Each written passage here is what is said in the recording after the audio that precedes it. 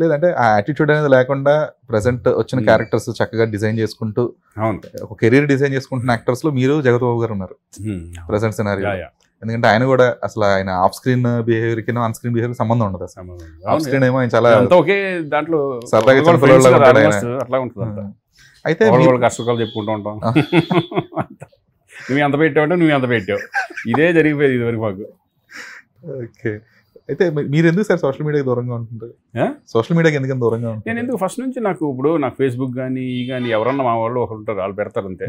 ఏమన్నా విషెస్ చెప్పడానికో లేకపోతే నా సినిమాలు దాన్ని ప్రమోట్ చేయడానికో తప్పితే రెగ్యులర్ ఎక్కువ నాకు పెద్ద ఇది ఉండదు.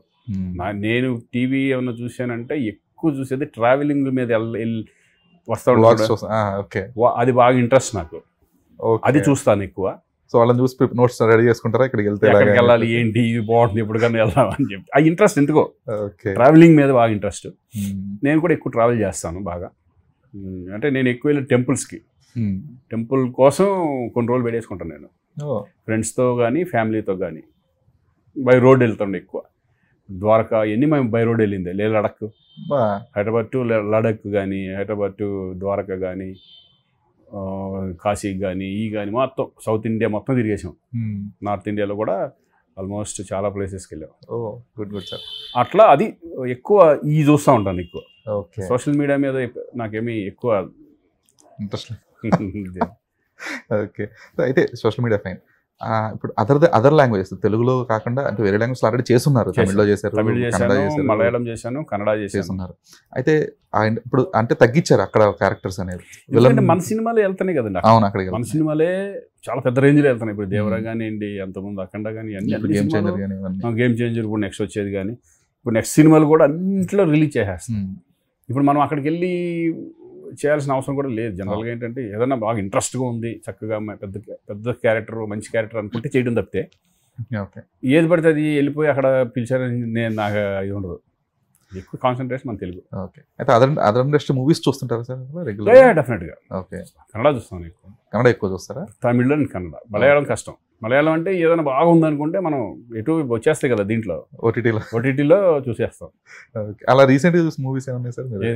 రీసెంట్గా చూసి బాగా ఎక్సైట్ అయిన మూవీ ఏమైనా ఉన్నాయి? అలాగే బాగా ఎక్సైట్ అయింది మధ్యలో అంటే వెబ్ సిరీస్ ఏమో అన్నీ ఏం గుర్తు అయ్యేది శరణ్ అడిగితే నాకు. అంటే రోషన్ విషయంలో ఎందుకు సార్ కొంచెం మరీ ఎర్లీగా తీసుకొచ్చినట్టున్నారు ఇండస్ట్రీకి? ఇప్పుడు కరెక్ట్, ఇప్పుడు కరెక్ట్ 25 years ఇప్పుడైతే కరెక్ట్. నిర్మలా కాన్వెంట్ కానీ, నిర్మలా కాన్వెంట్ అది ఏంటంటే జీకే వాళ్ళు ఆ ఏజ్ కరెక్ట్గా ఉంటుందని చెప్పేసి 10th standard తర్వాత తీసుకొచ్చి అడిగారు. ఓకే, పాపం అప్పటికి వాడికి ఏం తెలియదు. నాగార్జున గారితో పాటు ఒక ఎక్స్పీరియన్స్ ఇప్పుడు చాలా మంది చేస్తారు కదా ఆ ఏజ్లో కానీ చేస్తారు కానీ, అది చేశాడు. అక్కడ నుంచి వాడికి ఇంట్రెస్ట్ పెరిగింది. లేకపోతే వాడు ఎడ్యుకేషన్ ప్లస్ క్రికెట్ మీద ఎక్కువ ఉండేది. క్రికెట్ బాగా ఆడుతున్నాడు. క్రికెటర్ చేద్దామని నాకు ఎక్కువ కోరిక. అప్పటి వరకు బాగా ఆడేవాడు క్రికెట్. ఇండియన్ అదే మన స్టేట్ బీ కూడా సెలెక్ట్ అయ్యాడు. ఇంకా ముందుకు తీసుకెళ్దాం అనుకునే లోపల ఇది చేశాడు. చూడు ఆ డెస్టినీ ఎలా మారుస్తుంది అనేది మనకు తెలియదు. అది చేసేపాటికి ఇంకా ఆడికి ఇంట్రెస్ట్ దాని మీద వెళ్ళిపోయింది. ఎడ్యుకేషన్ 12th అయిన తర్వాత ఇంక మళ్ళీ ఎల్ఏకి వెళ్ళి ఎల్ఏలో లీ స్ట్రాస్బర్గ్ దాంట్లో డిప్లొమా చేశాడు, యాక్టింగ్ డిప్లొమా చేశాడు. ఒక పక్కన ప్రైవేట్గా చదువుతానే, ఓ పక్క మళ్ళీ వెళ్ళి నేను నాన్న ఇది అయిపోయింది ఇప్పుడు నన్ను ఎవరు తీసుకోరు కదా ఇంకా యంగ్లో ఉన్నాను కదా. నేను 1 year బాంబేలో అసిస్టెంట్ డైరెక్టర్గా చేస్తాను. సల్మాన్ ఖాన్ ఫిల్మ్ దబాంగ్ 3లో మన ప్రభుదేవ్ అన్నాడు కదా, ప్రభుదేవ్ దగ్గరికి వెళ్ళి అడిగితే హే పింపొంచు అన్నాడు. 1 year అక్కడ ఉన్నాడు అసిస్టెంట్ డైరెక్టర్ మొత్తం అంతా. మళ్ళీ పెళ్లి సందడి వచ్చింది. పెళ్లి సందడి తర్వాత 2 సంవత్సరాల గ్యాప్. బట్ ఇప్పుడు ఈ చేసే క్యారెక్టర్కి యాప్ట్ ఏంటంటే 2 సంవత్సరాలు వెయిట్ చేయడం అనేది యాప్ట్. ఎందుకంటే మెచ్యూరిటీ లెవెల్స్ పెరగాలి. ఎమోషనల్ క్యారెక్టర్, అది మెచ్యూరిటీ క్యారెక్టర్ కొంచెం.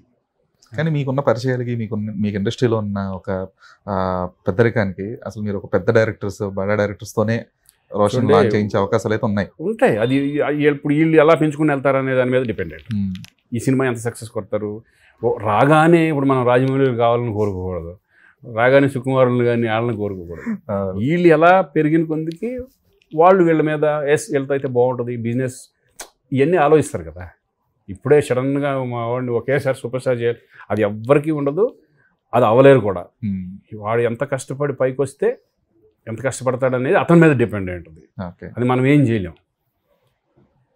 నాకేంటంటే నమ్మకం వాడి మీద, వాడు కష్టపడతాడు, వాడు ఫోకస్ ఎక్కువ ఉంటుంది కాబట్టి ఇప్పుడు మనం చూస్ చేసుకునే దాని మీద ఇంపార్టెంట్. ఇప్పుడు వైజయంతి బ్యానర్ది పర్ఫెక్ట్ ఫిల్మ్ అనుకుంటున్నారు. సో నెక్స్ట్ ఒక 5 years లో రోషన్ ఎక్కడ చూస్తాం మనం? నేను ఎలా ప్రెడిక్ట్ చేస్తాను? నాట్ ప్రెడిక్షన్ అంటే ఒక ఏ లెవెల్ వెళ్ళాలనుకుంటున్నారు, రీచ్ అవ్వాలి? వాడికి అనేది మంచి లెవెల్కి వెళ్ళాలని ఉంది. అఫ్ కోర్స్ తండ్రిగా నాకు ఉంటుంది, బట్ అలా అని నేను డిసప్పాయింట్ అటువంటి వెళ్తే వాడు డెఫినెట్గా 100% పై లెవెల్కి వెళ్తాడు అనేది, ఎందుకంటే ఆ ఫోకస్ నాకు తెలుసు కాబట్టి. నేనే కాదు, వాడు చూస్ చేసుకునే విధానం కూడా నేను ఈ టైప్ ఆఫ్ వెళ్తాను, ఈ టైప్ ఆఫ్ సినిమాలు చేస్తాను అనే పద్ధతిలోనే ఉన్నాడు వాడు. ఏది పడితే అది చేసే, ఎందుకంటే లుక్స్ అండ్ యాక్టింగ్ విషయంలో మాత్రం ఆల్రెడీ 100% మార్క్స్ కొట్టేశాడు. అసలు చూస్తున్నాడు అంటే నిర్మలా కాన్వెంట్ కి మరీ చైల్డ్ ఆర్టిస్ట్, బట్ పెళ్లి సందర్లో చూస్తున్నాడు ఎవరో కూడా అసలు డాన్స్ చూస్తే షాక్ అయ్యారు. చూస్తే అసలు వేరే అదేనా మళ్ళీ పెళ్లి సందర్లు చేసిన హీరోనే అంటాడు. అంటే మారిపోయాడు మొత్తం, అంటే కొంచెం మెచ్యూరిటీ వచ్చింది. అందరు విషెస్, వాడు కష్టపడడం ఎంత రెస్పాన్స్ తెచ్చుకుంటాడు అనే దాని మీద